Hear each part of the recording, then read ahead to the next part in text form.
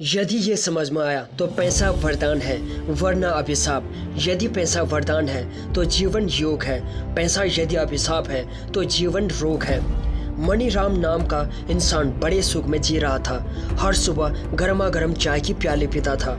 सुबह की शुरुआत करने के लिए वो इसी से संतुष्ट था। एक दिन उससे चाय के साथ एक बिस्किट खाने की इच्छा जगी। उस दिन के बाद हर दिन बिस्किट खाने का आनंद भी लिया जाने लगा। कुछ महीनों के बाद पैसों की तंगी महसूस होने लगी तो मणिराम को ज़्यादा पैसे कमाने के लिए मेहनत करने लगा, जिससे उसकी आमदनी बढ़ गई। पैसा बढ़ते ही मणिराम ने चाय के साथ बिस्किट और सैंडविच भी खाना शुरू कर दिया। कुछ महीनों के बाद वही दुष्चक्र फिर से शुरू हुआ। टोस्ट और सैंडविच के नाश्ते में जोड़ने की वजह से पैसों की तंगी फिर से आने लगी और कमाई का रास्ता ढूंढना जाने लगा। कमाई बढ़ी लेकिन नाश्ते में ऑमलेट, मक्खन, केक का समावेश हो गया। इसी तरह आमदनी और सुख सुविधाओं को बढ़ाने का सिलसिला जारी रहा, जिसका असर मणिराम के स्वास्थ्य पर पड़ा। आमदनी घटी लेकिन सुख सुविधाओं की लालसा बढ़ती रही। अपने स्वास्थ्य को खराब करने के साथ साथ मणिराम सिर्फ नाम का ही मणिराम रह गया। ये एक बड़ी समस्या की छोटी कहानी थी। ये कहानी हर गांव, हर शहर में, हर कूचे में, हर गली में दोहराई जा रही है। यहाँ तक कि आपके साथ भी यही हो रहा है। इस कहानी से दो बातों को ठीक से समझा जा सकता है कि कैसे धीरे धीरे पैसों की समस्या बढ़ने लगती है और इच्छाओं का कोई अंत नहीं है। इससे कहते हैं पैसों और इच्छाओं का ट्रैप। अब आगे बढ़ते हैं दूसरी कहानी की तरफ। देखिए, ये कहानी थोड़ा दैवीय है लेकिन आपको इस पर विश्वास करना ही पड़ेगा। एक दिन लक्ष्मी यानी कि धन दौलत की देवी और मुँह देवी निर्धनता की देवी के बीच इस बात पर चर्चा हो रही थी कि हम दोनों में से महान कौन है। दोनों अपने अपने गुण गा रही थी लेकिन फैसला नहीं कर पाए। उन्होंने सोचा भगवान ब्रह्मा जी से जाकर इस समस्या का समाधान पूछते हैं। दोनों ब्रह्मा जी के पास गए। ब्रह्मा जी ने कुछ सोचकर कहा, आप ये सवाल नारायण जी से जाकर पूछें। फिर वो दोनों नारायण जी के पास पहुंचे। नारायण जी ने समस्या की उलझन को समझते हुए उनसे कहा, आप शंकर जी से जाकर मिले, वही इस सवाल का जवाब आपको बताएंगे। शंकर जी जानते थे कि ये एक गंभीर समस्या है। एक को महान कहेंगे तो दूसरी रूठ जाएगी, किसी को बुरा ना लगे, इसीलिए शंकर जी ने दोनों को नारद जी के पास भेज दिया। दोनों बहनें नारद जी के पास गईं। नारद जी ने चतुराई से उन्हें समस्या का समाधान बताया। फलां गांव में एक पंडित जी रहते हैं, वो ही आपको सही जवाब दे सकते हैं। आप उनसे ही इस सवाल का जवाब पूछें। निर्धनता की देवी और लक्ष्मी अपने अपने सवाल के साथ उस पंडित जी के पास पहुंची। बेचारा पंडित जी उनका सवाल सुनकर सोच में पड़ गया। फिर उन्होंने कहा, आप दोनों सामने जो पीपल का पेड़ है वहां जाकर खड़े हो जाएं। दोनों पीपल के पेड़ के पास जाकर खड़ी हो गई। उसके बाद पंडित जी ने दोनों को इशारे से अपने पास बुलाया। दोनों उनके पास आकर खड़ी हो गई। पंडित जी ने उनके सवाल का जवाब इस तरह दिया, लक्ष्मी आते हुए अच्छी लगती है और निर्धनता की देवी जाते हुए अच्छी लगती है। यानी निर्धनता जब जा रही थी तो ज्यादा अच्छी लग रही थी, लक्ष्मी जब आ रही थी तो ज्यादा पसंद आ रही थी। क्या इससे अच्छा जवाब हो सकता है? बिल्कुल भी नहीं। लेकिन अब अगला सवाल ये उठता है कि हम लक्ष्मी को अपने जीवन में कैसे आमंत्रित करें और यदि वो आए तो उसका उपयोग कैसे करें। लक्ष्मी आए तो वो मात्र लक्ष्मी ना रहे, लक्ष्मी सत्य नारायणी बन जाए। यानी पैसा हमें सत्य के मार्ग पर, ज्ञान के मार्ग पर ले जाए, सत्य का दर्शन करवाए। यदि ऐसा हो पाया तो ही पैसों का सही इस्तेमाल हुआ। यानी पैसा मंजिल पाने के लिए मजबूत रास्ता बना, खुद मंजिल नहीं। हर एक को अपने जीवन में लक्ष्मी आते हुए अच्छी लगती है, लेकिन आते हुए वो अपने साथ ऐसी चीजें ले आए जिससे वो सत्यनारायणी बन जाए। लक्ष्मी के सही उपयोग से यदि सत्यनारायण का दर्शन हो तो लक्ष्मी ने बहुत बड़ा काम किया, वरना लोग पैसों को ही मंजिल समझकर उसमें उलझकर बहुत सारे धोखे खाते रहते हैं और असली हीरा सामने आने पर भी वो उसका सही लाभ नहीं ले पाते हैं। असली हीरे को जब जौहरी मिल जाए तो उसकी कीमत, चमक, शोभा 1000 गुना बढ़ जाती है। जिस तरह लोहे को पारस मिल जाए तो लोहा लोहा नहीं रहता है, उसकी महिमा ही बदल जाती है। उसी तरह सत्य जौहरी या पारस का काम करता है। सत्य जिस चीज के साथ जुड़ जाता है उसे अनमोल कर देता है। यही सत्य जब लक्ष्मी के साथ जुड़ता है तो लक्ष्मी सिर्फ धन दौलत की देवी नहीं रहती है बल्कि सत्यनारायणी बन जाती है। सिर्फ लक्ष्मी लक्ष्य न हो, लक्ष्य हो लक्ष्मी के साथ सत्य जोड़ना और उसे सत्यनारायणी बनाना। पारस की कसौटी यानी कि सत्य की पहचान कैसे हो? पारस की चमक धमक कसौटी नहीं हो सकती है। पारस का काम ही उसकी परख है। नकली पत्थर भी हीरे से ज्यादा चमकते हैं मगर वो असली हीरे नहीं होते हैं। सत्य अगर इंसान को बदल दे, उसे अपने मूल स्वभाव में स्थिर कर दे तो वो सत्य है। यही सत्य की कसौटी है। इसी सत्य से मनुष्य जीवन में सफल होता है, वरना सिर्फ नारायण नारायण का नारा लगाकर सत्यनारायण प्रकट नहीं होते हैं। सत्यनारायण को प्रकट करने के लिए चाहिए समझिए कि नारायण कहीं बाहर नहीं अंदर ही है, और यदि सत्यनारायण अंदर हैं तो उनकी अर्धांगिनी सत्यनारायण लक्ष्मी बाहर कैसे हो सकती है। तो आइए अब लक्ष्मी को समझें और पैसों का सही इस्तेमाल करना सीखें। पैसों को हम इस्तेमाल करें, न कि पैसा हमें इस्तेमाल करे। प्रकृति के महान नियम जानकर न केवल धन दौलत को प्राप्त करें, बल्कि धन के साथ ध्यान, ज्ञान, प्रेम, साहस और स्वास्थ्य की दौलत भी प्राप्त करें। जिसके पास ऊपर दी गई सभी दौलतें हैं वही सच्चा अमीर है। प्रकृति के नियम जानकर विश्वास का बीज डालना सीखो। विश्वास की शक्ति से ही सदा वैभवशाली जीवन जिए। पैसों के बारे में हमें जो गलत फहमियाँ हैं उन्हें दूर करें। पैसों को बुरा मानने वाले भी आधा सत्य ही जानते हैं। पैसों को सब कुछ मानने वाले भी आधे सत्य से ही परिचित हैं। पूर्ण सत्य क्या है, पैसा सत्य के मार्ग में आपकी कैसे मदद कर सकता है, ये जानकर ही सच्चे अमीर बनकर असली दिवाली मनाई जा सकती है। ज्यादा पैसे कमाने से कोई अमीर नहीं बनता। इंसान अमीर बनता है ज्यादा पैसे की समझ प्राप्त करके। पैसों की समझ मिलते ही आपके पैसों की समस्या खत्म हो जाती है। ज्यादा पैसे कमाने से समस्याएं सुलझती हैं। क्या ये वाक्य सही है या ये केवल एक मान्यता है? 300 रुपये कमाने वाला इंसान सोचता है कि यदि मैं 400 रुपये कमा पाऊँ तो मेरे पैसों की समस्या सुलझ जाएगी। जो 400 रुपये कमा रहा है वो 1000 रुपये कमाकर अपनी समस्याओं का समाधान देखता है। 1000 रुपये कमाने वाला भी यही सोचता है कि 4000 रुपये कमाकर मैं हर परेशानी से मुक्त हो जाऊंगा। क्या 4000 कमाने वाला इंसान हर परेशानी से मुक्त हो सकता है? 4000 कमाने वाला भी यही सोच रहा होता है कि यदि मैं 5000 रुपये कमा पाऊँ तो मेरे पैसों की समस्या सुलझ जाएगी। इसका अर्थ समस्या धन से नहीं बल्कि समझ से है। एक साधु ने एक निर्धन इंसान को 1 महीने के लिए ऐसी पारस मणि दी जो लोहे को भी सोना बना दे। वो इंसान सोना बनाने की चाहत में लोहा खरीदने बाजार गया, लेकिन देखा कि वहाँ लोहे का दाम उस दिन से 2 रुपये बढ़ गया है। पूछने पर उसे पता चला कि कुछ दिनों बाद दाम कम हो सकता है। अब वो लोहे का दाम गिरने का इंतजार करने लगा, लेकिन दाम नहीं गिरा। 1 महीने के बाद जब वो साधु अपना पारस मणि वापस लेने आया तब उसे अपनी मूर्खता का एहसास हुआ कि लोहा कितना भी महंगा क्यों न हो जाए, सोने की बराबरी नहीं कर सकता। लोहा महंगा खरीद कर भी उसे सोना बनाकर वो घाटे में नहीं रहता, लेकिन ये बात पहले उसके समझ में नहीं आई। ज्यादा पैसे कमाने से कोई अमीर नहीं बनता। इंसान अमीर बनता है ज्यादा पैसों की समझ प्राप्त करके। पैसों की समझ मिलते ही आपके पैसों की समस्या का बीज नष्ट हो जाता है। बीज नष्ट होते ही जीवन में पैसों का अभाव खत्म हो जाता है। लोग इसी भ्रम में जीते हैं कि ज्यादा पैसे कमाने ही पैसों की समस्या सुलझाना है। कई ऐसे लोग देखे गए हैं जो बहुत ज्यादा पैसे कमाते हैं, लेकिन फिर भी पैसों की समस्या हरदम उनके साथ लगी रहती है। अगर ज्यादा पैसे कमाने से समाधान मिलते तो वो आज ज्यादा खुश होते, लेकिन उनके साथ ऐसा नहीं होता। पैसों की समझ, पैसों का उपयोग, निवेश, खर्च, बचत, गलत मान्यताएं, अच्छी आदतों का महत्व हमें अमीर बनाती है। इसीलिए इस समझदारी को पाने के लिए पहले खर्च करें। थोड़े पैसे इस बात पर भी खर्च करने में अच्छा लगता है कि हम बाकी पैसों का इस्तेमाल कैसे करें।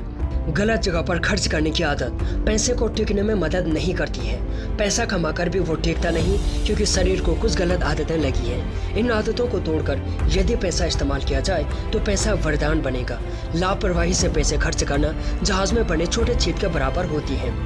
पहला और आखिरी कारण, पैसों की समस्या का पहला और आखिरी कारण है लापरवाही प्लस सुस्ती प्लस गलत आदतें प्लस समझ बराबर पैसों की समस्या।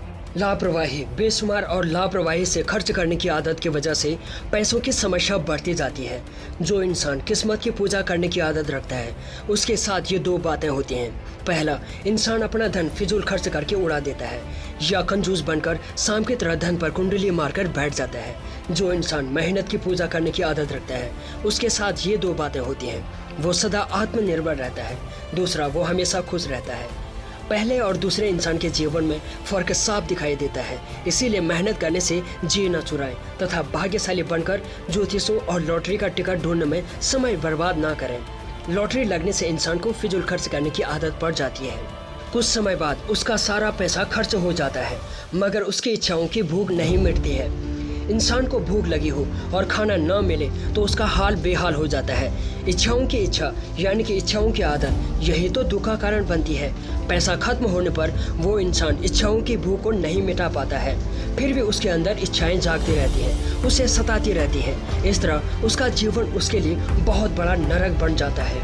लॉटरी मिलने से पैसों की समस्या नहीं सुलझती है, क्योंकि इंसान लॉटरी लगने से पैसे कमाने की योग्यता पर काम नहीं करता, वो अयोग्य रह जाता है। उसका विश्वास अपने आप से उठकर पैसे कमाने के आसान तरीकों पर चला जाता है, वो पैसों का गुलाम बन जाता है। मुफ्त में मिला धन अयोग्यता बढ़ाता है या इच्छाओं की भूख और फिजूल खर्चे करने की आदत बढ़ाता है। इसीलिए पैसा कमाने की योग्यता बढ़ाएं, आत्मविश्वास प्राप्त करें। सुस्ती के कारण कल करेंगे की आदत की वजह से मिलने वाला धन भी रुक जाता है। पैसा जमा करने के लिए बैंक जाने की आनाकानी की वजह से उस पर मिलने वाला ब्याज भी इंसान को नहीं मिलता, आने वाला पैसा भी रुक जाता है। सुस्ती इंसान को कंजूस या कंगाल भी बनाती है। दोनों अतियाँ इंसान के लिए घातक हैं। गलत आदतें, दूसरों से उधार मांगने और दूसरों को बिना सोचे समझे उधार देने की आदत गलत है।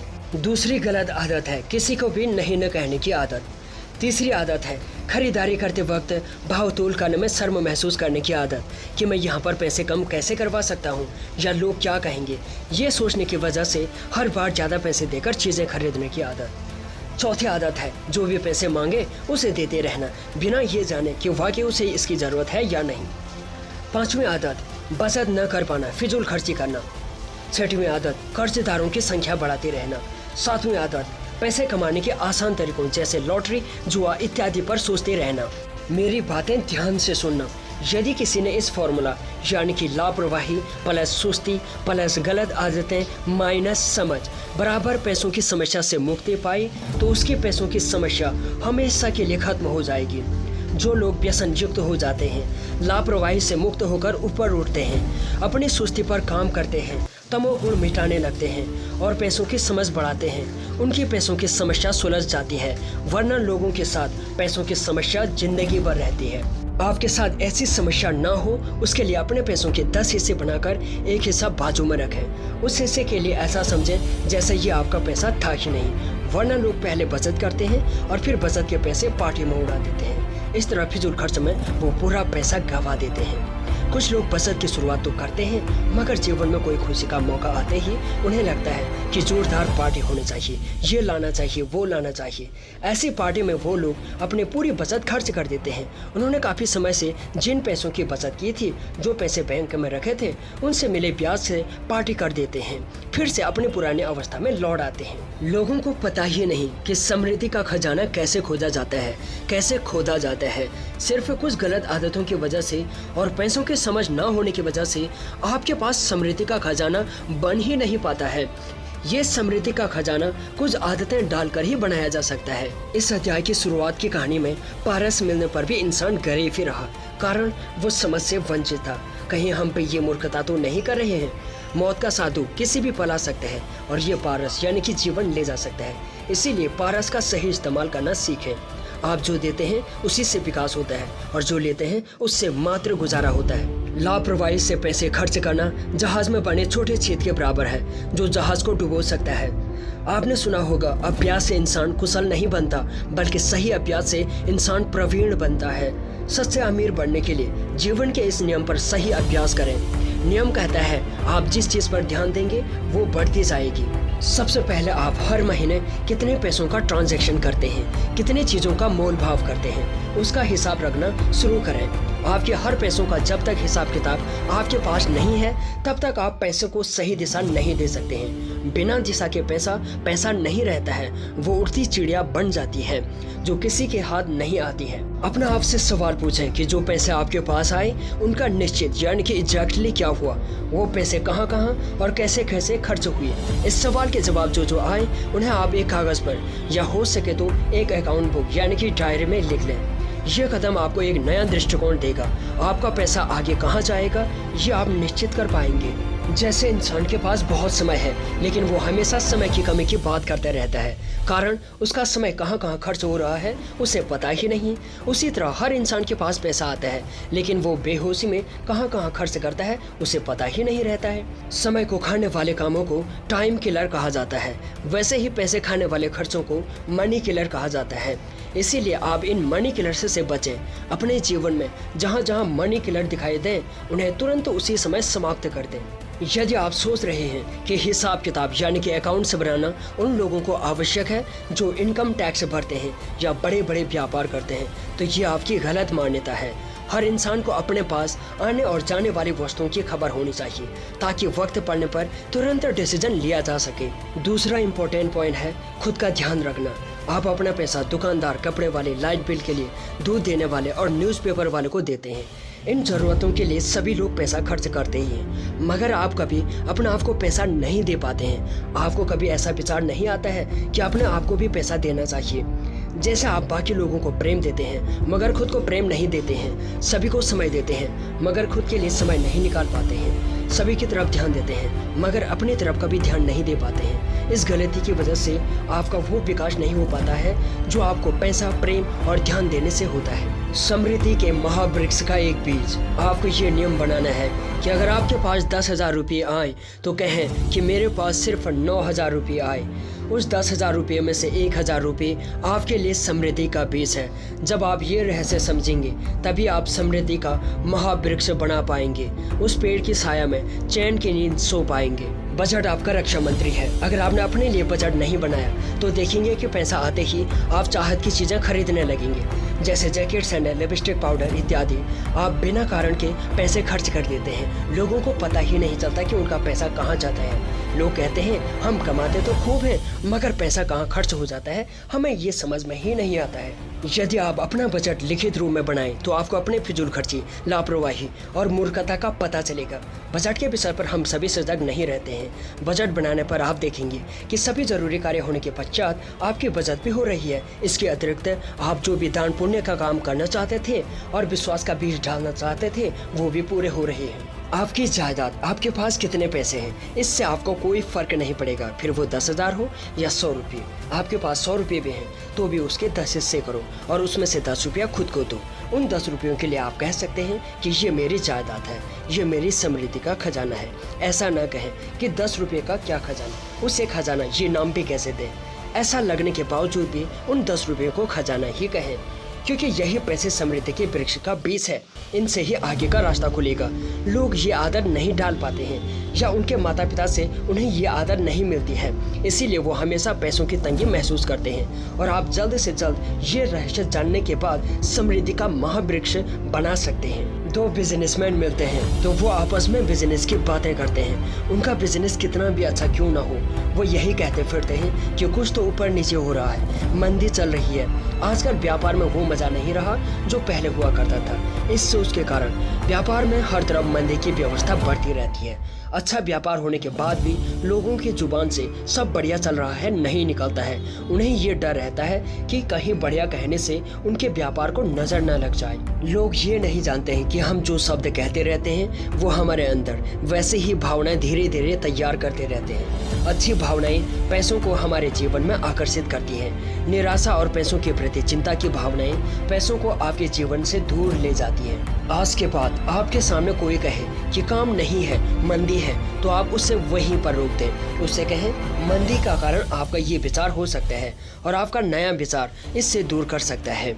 उससे बताएं कि उसे सिर्फ एक नया विचार देना है और वो ये है कि पहले काम नहीं था लेकिन अभी काम करना शुरू हुआ है।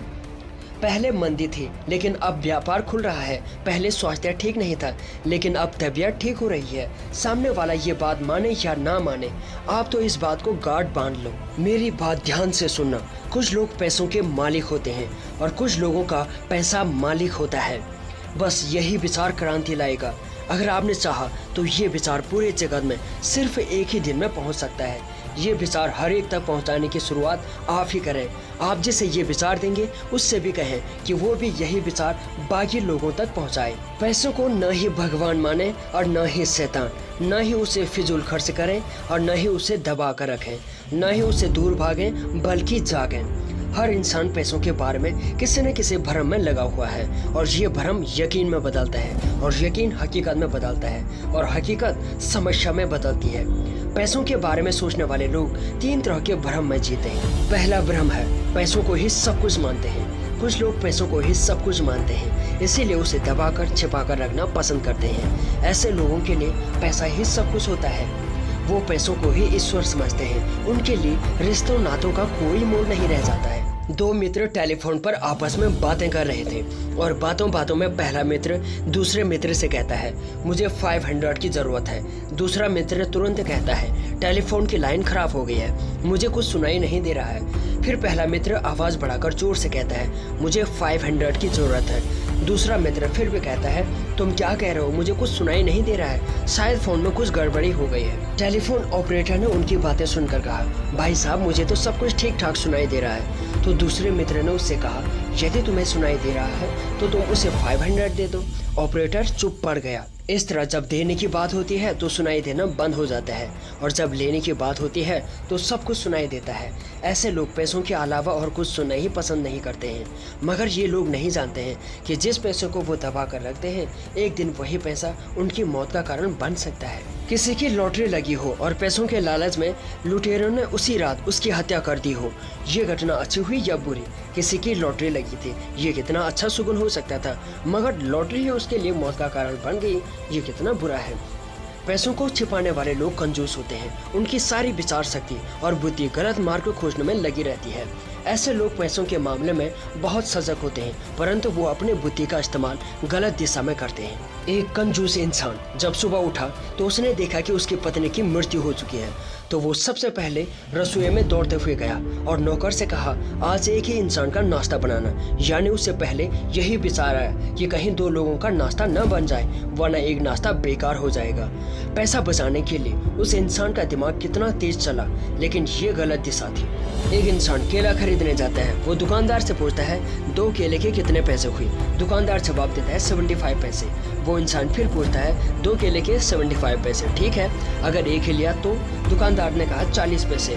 तो उस इंसान ने दूसरा केला लिया और दुकानदार से कहा, पहले केले के 40 पैसे, दूसरे केले के 35 पैसे हो गए, दोनों मिलाकर 75 पैसे हो गए, तो मुझे 35 पैसे वाला दूसरा केला चाहिए। केला खरीदने वाले इंसान ने केवल 5 पैसों के लिए कितना सोचा, मगर इस सोच का आधा हिस्सा भी अगर सत्य जानने के लिए इस्तेमाल किया होता तो उसके जीवन में सत्य जुड़ जाता, वो इंसान आत्म साक्षात्कार प्राप्त कर चुका होता। दूसरा भ्रम है पैसों को कुछ भी नहीं मानना। कुछ लोग पैसों को मिट्टी समझकर उड़ा देते हैं और पैसों को कुछ नहीं समझते हैं। ये लोग लापरवाह और नासमझ होते हैं, उन्होंने पैसे पर कभी भी योग्य मनन किया ही नहीं होता है। जैसे एक इंसान ने एक भिखारी से कहा, ये लो 100 रुपये और बताओ तुम्हारी ये हालत कैसे हुई? भिखारी ने कहा, पहले मैं भी बहुत अमीर हुआ करता था और आपकी ही तरह दूसरों से सवाल पूछकर पैसे दिया करता था। इस तरह एक दिन मैं भी गरीब हो गया। इससे समझे कि किस तरह वो इंसान पैसा उड़ा रहा है और फिजूल खर्चा कर रहा है। तीसरा भ्रम, पैसों से दूर भागना। कुछ लोग पैसों को सांप समझकर उससे दूर भागते हैं, पैसों के बारे में गलत मान्यता रखते हैं, इस वजह से पैसा उनके लिए शैतान होता है। पैसों का स्पर्श भी उनका धर्म भ्रष्ट कर देता है, इसीलिए पैसों को न ही भगवान माने न ही शैतान, न उसे फिजूल खर्च करें, न ही दबा कर रखें, न ही उसे चिपक कर रहें और न ही उसे दूर भागें, बल्कि जागे पैसा पैसा उससे इस्तेमाल करें और अगली ज़रूरत आने तक उससे भूल जाएं। पैसा कमाएं और पैसों को रास्ता बनाकर अपनी मंजिल तक पहुंच जाएं। वो इंसान सबसे ज़्यादा गरीब है जिसके पास सिर्फ पैसा है, जिसके पास ज्ञान, समझ, मित्र, रिश्ते या कला नहीं है। इंसान का मन मान्यताओं का मटका है। मन कभी सच्चाई देकर मानने को तैयार ही नहीं होता है तो कभी बिना मनन किए कुछ बातों को मान बैठता है। मान्यताओं के मटके को तोड़ने के लिए मन को सबसे पहले मानने से जानने की ओर ले जाएं। पैसों से सब कुछ नहीं खरीदा जा सकता है, क्योंकि प्रेम, सच्ची खुशी, संतुष्टि आत्म विकास करने से प्राप्त होती है, न कि पैसों से खरीदी जा सकती है। वो इंसान बहुत गरीब है जिसके पास सिर्फ पैसा है। जीवन में केवल पैसा ये एक ही दौलत नहीं है, बल्कि अनेक दौलतें हैं। प्रेम, समय, ध्यान, ज्ञान, ये दौलतें भी आपको प्राप्त करनी चाहिए। पैसों के साथ लोगों की अलग अलग मान्यताएं हैं, मगर ये मजेदार नियम है कि जिस चीज को आप मानते हैं उसके सबूत आपको मिलते हैं, और जब सबूत मिलते हैं तो मान्यता और बढ़ जाती है। मान्यता और बढ़ गई तो बड़े सबूत मिलते हैं, बड़े सबूत मिलने पर मान्यता और गहरी होती जाती है। यही दुष्चक्र चलता रहता है और मान्यता इतनी पक्की हो जाती है कि पैसा आ भी रहा हो मगर उसके साथ समस्या भी आ रही होती है। कुछ लोगों की ये समस्या है कि पैसा आता है मगर चला जाता है। इस मान्यता के पीछे असली कारण समझें। किसी की कम या ज़्यादा कमाई से ये ना समझें कि वो इंसान गरीब है या अमीर है। एक की कमाई ज़्यादा है मगर वो कुछ बचा कर नहीं रखता, सब खर्च कर देता है, हकीकत में वो गरीब है। दूसरे की कमाई कम है लेकिन उसके पास कुछ टिकता भी है, वो अपनी कमाई से 10% बचा पाता है, हकीकत में वो अमीर है जो बचा पाता है, न कि वो जिसकी कमाई ज़्यादा है। पैसों के बारे में एक मान्यता ये भी है कि ज़्यादा पैसा कम आध्यात्म, यानी कि जो ज़्यादा पैसा कमाता है उनका ध्यान आध्यात्म से छूट जाता है, या वो सोचते हैं कि आध्यात्म में जाएंगे तो हमारा पैसा कम हो जाएगा, मगर ऐसा बिल्कुल भी नहीं है। असली आध्यात्म की समझ द्वारा आप पैसों का सही इस्तेमाल करना सीखते हैं, पैसों का आदर करते हैं, पैसों में ब्लॉक्स नहीं डालते हैं, पैसों के प्रति मालिकियत की भावना से और चिपकाव से मुक्त होते हैं। असलियत आध्यात्म जानकर आप पैसों के चौकीदार नहीं बल्कि उसके मालिक बनते हैं। लोगों में ये भी मान्यता है कि पैसा आते ही दोस्त दोस्त नहीं रहते, रिश्ते बिगड़ जाते हैं। सच्चाई ये है कि अशिक्षित इंसान पैसा आते ही उसे संभाल नहीं पाता है, उससे गलतियां होने लगती हैं। इस वजह से वो अपने मित्रों रिश्तेदारों को संभाल नहीं पाता है। समस्या पैसा नहीं है, ट्रेनिंग की कमी है। दोस्त हर बार पैसों को नहीं देना चाहिए। पैसा तो एक मशीन है जिसे चलाने का प्रशिक्षण लेना होगा। कुछ लोग पैसों को ईश्वर मानते हैं, कुछ लोग शैतान समझते हैं, कुछ लोग हाथ का मैल समझते हैं। ये सब गलत धारणाएं हैं। जो हाथ का मैल कह रहे हैं वो भी गलत कह रहे हैं, जो पैसों को भगवान या शैतान मान रहे हैं वो भी गलत कह रहे हैं। सभी अधूरे ज्ञान और अधूरे अज्ञान की बातें फैला रहे हैं। पूर्ण ज्ञान ये समझा देता है कि पैसा रास्ता है, मंजिल नहीं। इसके द्वारा हमें कहीं पहुंचना है। एक मिनट के लिए आप ये सोच कर देखें कि आपके जीवन में पैसा रास्ता है या मंजिल। रास्ता यानी कि उसका इस्तेमाल करते हुए हमें कहीं पहुंचना है। पैसों को मंजिल मान लेना यानी कि सिर्फ पैसा ही अंतिम लक्ष्य है। अपने आप से ईमानदारी से पूछें कि हमारा लक्ष्य क्या है। जिन लोगों को लगता है कि पैसा रास्ता है, मंजिल नहीं, वो अपने मंजिल के लिए अवश्य काम करें, और जिन्हें अभी भी ये पक्का नहीं है वो इस पर अवश्य सोचें, क्योंकि ये आपके जीवन का एक महत्वपूर्ण डिसीजन होगा। यदि दूसरों को देकर आप डिसीजन लेते हैं और खरीदारी करते हैं तो आपके लिए दिवाली दिवाला बन सकता है। क्या इंसान जरूरत को छोड़कर चाहत को पूरा करने के लिए दुख को अपने जीवन में आमंत्रित कर सकता है? जी हाँ, ऐसा कर सकता है। इंसान के इस व्यवहार के पीछे कारण है तुलना का तोता।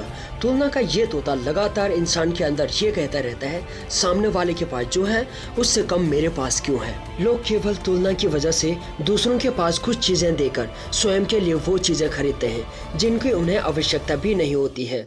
ऐसे समय में आपको अपने आप से सिर्फ एक सवाल पूछना चाहिए, ये चीज खरीदना मेरे लिए जरूरी है या चाहत है? जरूरी यानी कि वाकई उस चीज की आपको बहुत ज्यादा आवश्यकता है, वो चीज आपको चाहिए, उस वस्तु के बिना आप आगे नहीं बढ़ सकते हैं। जरूरत चाहत से अलग होती है। चाहत का अर्थ है जो चीज सिर्फ मन को अच्छी लग रही है या किसी ने खरीदी है इसलिए खरीदनी है। सिर्फ तुलना की वजह से लोग वो चीज खरीदते हैं जिनकी उन्हें उस वक्त आवश्यकता नहीं होती है। अगर आप कोई चीज खरीदने जा रहे हैं तब अपने आप से एक ही सवाल पूछें, जरूरत या चाहत? जरूरत है तो जरूर खरीदें, मगर लगे कि चाहत है तो वहीं रुक जाएं। ऐसा करने से आपको आश्चर्य होगा और आगे चलकर आप ही अपने आप को शाबाशी देंगे कि अच्छा हुआ मैंने सही समय पर सही डिसीजन लिया और इतने पैसों की बचत हुई, वरना मेरे द्वारा बेहोशी में कितना कुछ खरीदा जा रहा था जिसकी मुझे जरूरत भी नहीं थी। इसका अर्थ ऐसा भी नहीं है कि चाहत पूरी नहीं करनी चाहिए। चाहत जरूर पूरी करें, मगर जरूरत पूरी करने के बाद खरीदारी करते वक्त अपने आप से जरूर पूछें, जरूरत या चाहत? इस तरह एक छोटा सा और सीधा सा सवाल आपको जागृत कर सकता है। ऐसा ना हो कि आपके डिसीजन ना समझी से हो रहे हो। यदि दूसरों को देखकर आप डिसीजन लेते हैं और खरीदारी करते हैं तो आपके लिए दिवाली दिवाला बन सकता है। लोग दूसरों को देकर पैसा उड़ाते हैं और ऐसा हमारी जिंदगी में कभी भी हो सकता है। दिवाली और शादी में लोग बहुत सारी खरीदारी दूसरों को देकर तथा दूसरों के कहने पर बिना सोचे समझे कर देते हैं और बाद में पछताते हैं। जरूरत या चाहत सवाल आपको ऐसे मौकों पर ही सजग करने के लिए काम करता है। जरूरतों और चाहतों के बीच धन का बहाव किस तरह हो, ये जानकारी इकट्ठा करें। पैसों का आदान प्रदान करने का आसान तरीका है, इस हाथ से दें उस हाथ से लें। जो लोग पैसों को दबाते हैं, छिपाते हैं, पैसों के बारे में बिल्कुल भी नहीं सोच पाते हैं, उनके जीवन में पैसों का बहाव रुक जाता है। रुका हुआ पैसा उसी तरह बन जाता है जैसे रुका हुआ पानी। तालाब में जब पानी बहता है तब उसमें दुर्गंध नहीं होती है, लेकिन जिस पानी का बहाव रुक जाता है उसमें दुर्गंध आने लगती है।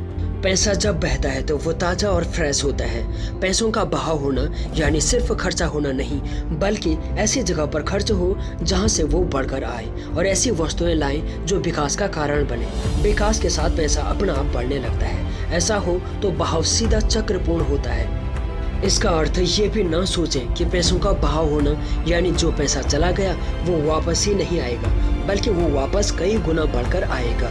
निसर्ग का नियम कहता है जो चीज़ आप देते हैं वो बढ़कर आपके पास वापस जरूर आती है। किसी भी क्षेत्र में आप देखेंगे तो यही नियम काम कर रहा है। आज तक जो भी आप देते आए हैं वो आपको वापस मिलता आया है। आपने अच्छे शब्द दिए तो आपकी तरफ अच्छे शब्द लौट कर आए।